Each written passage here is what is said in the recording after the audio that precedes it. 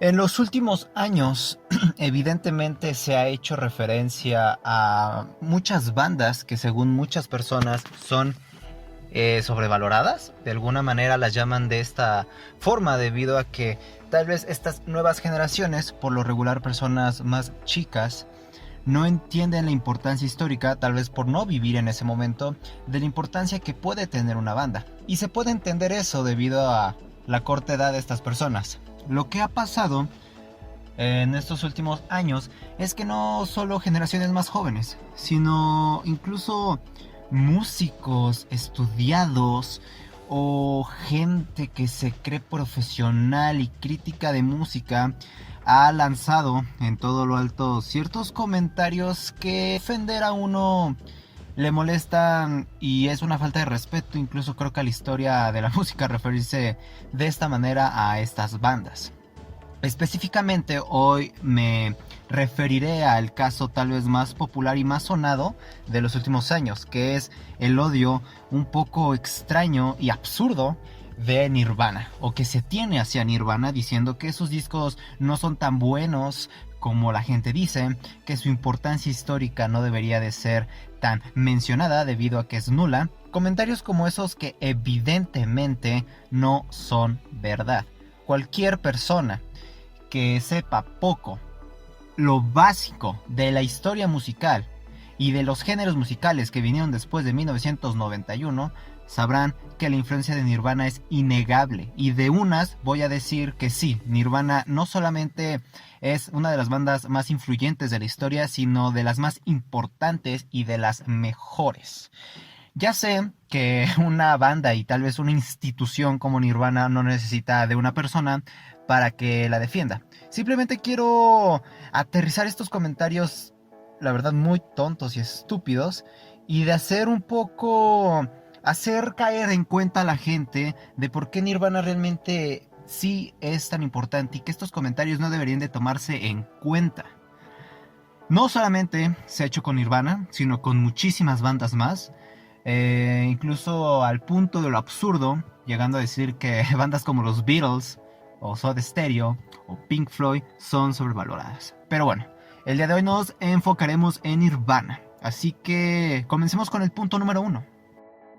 Uno de los argumentos en contra de Nirvana, del cual se dice que no son, bueno, una buena banda, es que la forma de composición es muy básica y que no eran buenos músicos. Es tal vez la afirmación más popular que tienen estas personas en contra de Nirvana.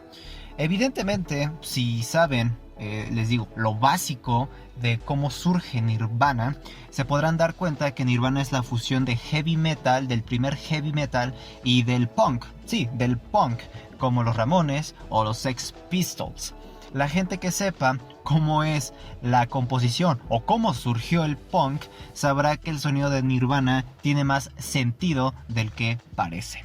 Y aunque se diga que la manera de tocar de estos tipos es básica, sencilla y nada difícil, ya quisiera ver a muchos sacando canciones tan complicadas como In Bloom o como hacer ese rasgueo característico de una canción como Smell Like Teen Spirit, sin mencionar la mayoría de las canciones de su primer disco, el Bleach, que es el más agresivo y el más propositivo en esta cuestión de habilidad técnica musical. Sin embargo, la gente que sepa de dónde viene el punk sabrá que fue una contrapropuesta a todas estas bandas de rock progresivo que venían de los 70s justamente. Entonces el punk fue una idea que chocaba mucho con esta propuesta de rock progresivo sinfónico. Básicamente lo que decía el punk es: nosotros vamos a hacer música sin la necesidad de haber estado en un maldito conservatorio de hace años o de haberme pasado mi vida entera tocando un instrumento. Y es justamente lo que ejemplifica Nirvana. Les digo, tal vez más en sus dos últimos discos que en el primero. En el primero, irónicamente, es donde más técnica musical se ve, pero realmente el atacar la técnica musical de una banda o su composición básica se me hace, creo que, de los argumentos más flojos, ya que después ves a estas personas escuchar música con las mismas características. Pero bueno, la ironía, ¿no? Segundo argumento, solamente tuvieron 3 discos y ni siquiera salieron del grunge. Fue una banda que se consolidó estando en un solo género musical y no debería de considerarse como las mejores de la historia. Otro argumento tonto, y evidentemente creo que aquí voy a tener que tomar ejemplos. No me gusta tomar ejemplos, pero bueno, lo vamos a hacer. Se me hace muy curioso cómo se le achaca esto a una banda como Nirvana y no a proyectos que incluso tuvieron mucho menos trayectoria musical en cuanto a tiempo, mucho menos álbumes y que se respetan más y ni siquiera están en la conversación de si son mediocres o no. Por ejemplo, Jeff Buckley o Joy Division, bandas increíblemente respetables y que trascendieron por la forma de cantar, de componer y de cómo desarrollar un género musical y un estilo. Veamos el caso de Jeff Buckley. El caso de Jeff Buckley influenció a los mejores cantantes contemporáneos que tenemos, como el caso de Thom Yorke, como el caso de Matthew Bellamy o el caso de Chris Cornell. Y bueno, qué decir de Joy Division. Simplemente el post-punk no sería ni la mitad de lo que es de no ser por la influencia de Ian Curtis y compañía. Y sí, Joy Division con solo 2 álbumes fue tan trascendental como cualquier banda que ustedes me digan, y Jeff Buckley con un solo disco. Entonces, ¿por qué a todo el mundo le brinca cuando hablamos de Nirvana?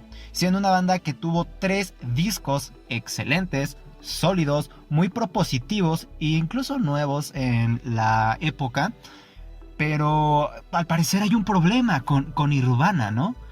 No con otro grupo, sino con Nirvana. Pero bueno, otro argumento inválido a mi parecer. Tercer argumento, se me hace una falta de respeto que comparen a Nirvana con discografías o tallas, ¿no? Como artistas legendarios como los Beatles o Pink Floyd. Otro argumento que no tiene ni el más mínimo sentido.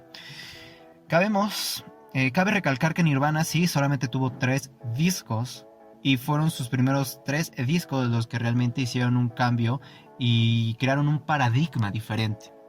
Si nosotros ponemos en la mesa los primeros 3 discos de los Beatles y de Pink Floyd, aunque, a ver, no los considero malos, creo que no están a la altura de un In Utero, de un Bleach y ni siquiera de un Nevermind. Y de cualquier banda que me digan. Realmente Nirvana fue una banda que empezó con todo y terminó con todo. Y aparte hay aquí algo, bueno, que no es reversible, como el aspecto de la muerte. Que ese es el punto número 4. Pero déjenme extenderme en este caso, por favor. La muerte de un artista es determinante para muchas cosas. Es algo inevitable que simplemente sucede. Y entonces el que un artista muera no es culpa de nadie. Entonces, si Nirvana no tuvo una evolución más allá del grunge, es evidente por la muerte que sufrió lamentablemente Kurt Cobain. Y hablando de eso, vamos con el punto número 4. Otro argumento que tienen estas personas es que Nirvana es tan grande como lo es y llega al estatus de leyenda debido al suicidio planeado por Kurt Cobain. Madre mía. No solamente meterse con la muerte de alguien y decir que se autosaboteó para crear la imagen de leyenda es bastante cruel, sino afirmar que tuvo toda la intención para hacerse así, realmente es un poco no solo cruel, sino diría hasta ganas de joder, ¿no? A uno.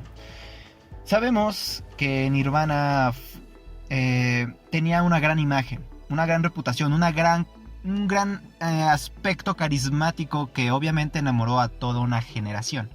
Pero amigos, por más imán carismático y por más que estos 3 integrantes pudieran atraer a la mayor cantidad de adolescentes en ese momento, no hubieran trascendido de haber hecho discos malos.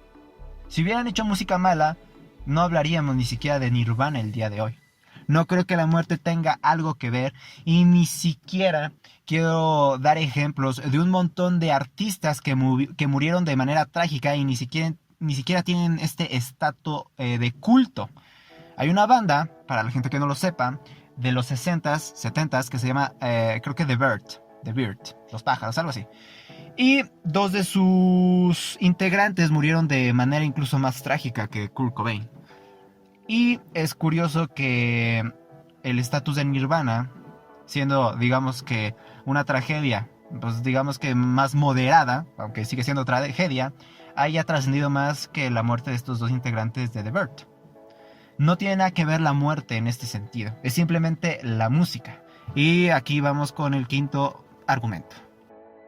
Quinto argumento, sus discos son sobrevalorados y no son tan buenos como la gente dice. Creo que este es el argumento más incendiario y creo que el que hace menos sentido para mí. Hablar del Bleach es hablar de una obra primigenia que visualizaba Kurt Cobain como simplemente un sonido de punk y de heavy metal furioso, rabioso, juguetón, rápido y agresivo.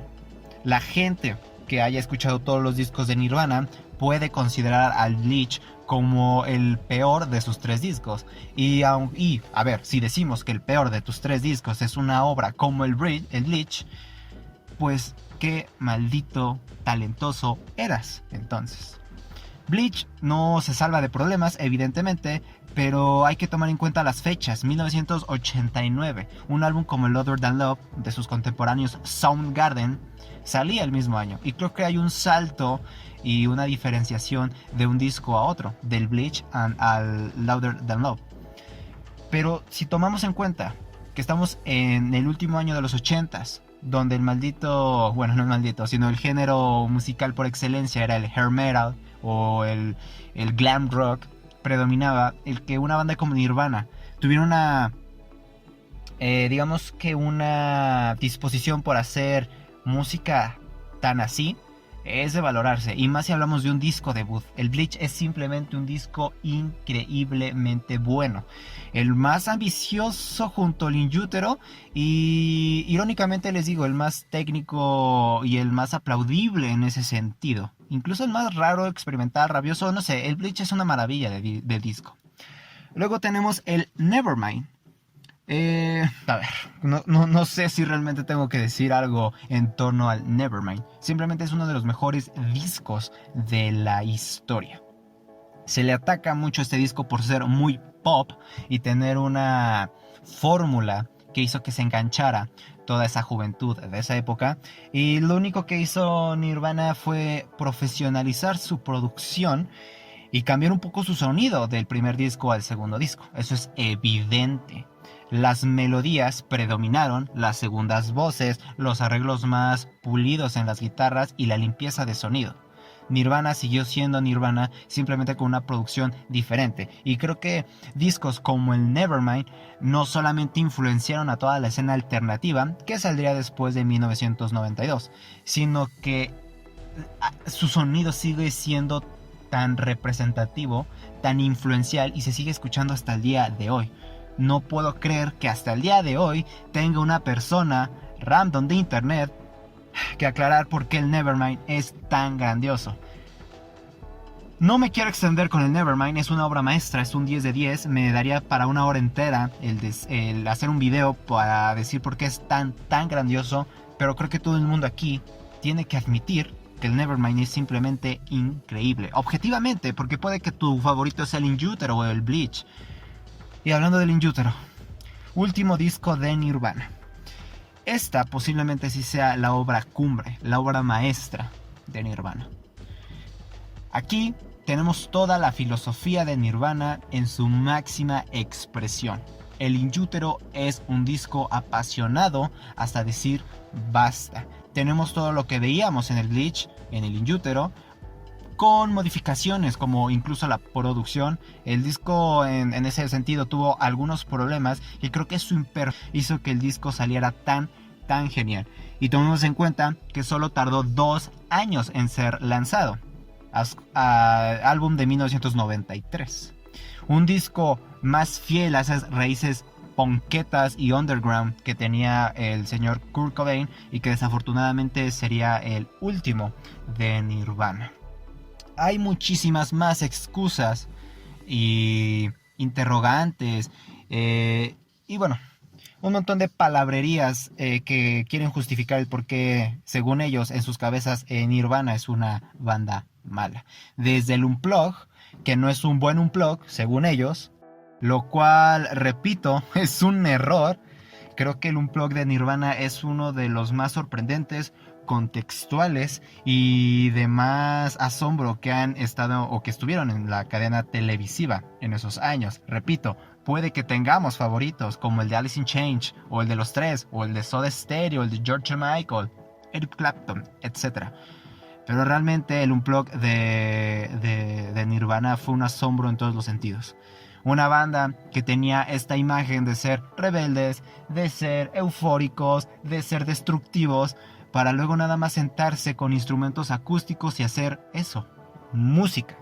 No imagen, no pose, sino música. No metamos qué tan técnicos o qué tan buenos musicalmente era una banda o no. El ser buen músico no te hace tener un buen proyecto musical. Se necesitan de más cosas, como la creatividad. Y Nirvana tenía de sobra. Pero este video ya está quedando larguito y ya me estoy enojando.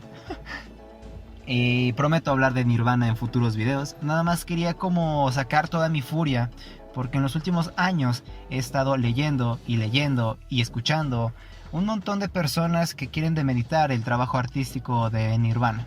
No entiendo bien el por qué se hace esto, pero vaya mundo loco en el que vivimos. Pero miren, si hay gente en pleno siglo XXI que dice que los Beatles son sobrevalorados, no se sorprendan cuando escuchen, bueno, a una de estas personas decir que una banda como Nirvana, como una banda como Soda Stereo, como Pink Floyd, como The Strokes, como un montón de bandas más son sobrevaloradas. Si le pasa a los Beatles, que no le pasa a Nirvana, por Dios. Pero bueno, hasta aquí el video de hoy. Perdón por estar enojado, pero es un tema que simplemente me pone cabrío. Hasta luego, y quedó largo este video, maldita sea. Hasta luego, gracias por escucharlo y nos vemos.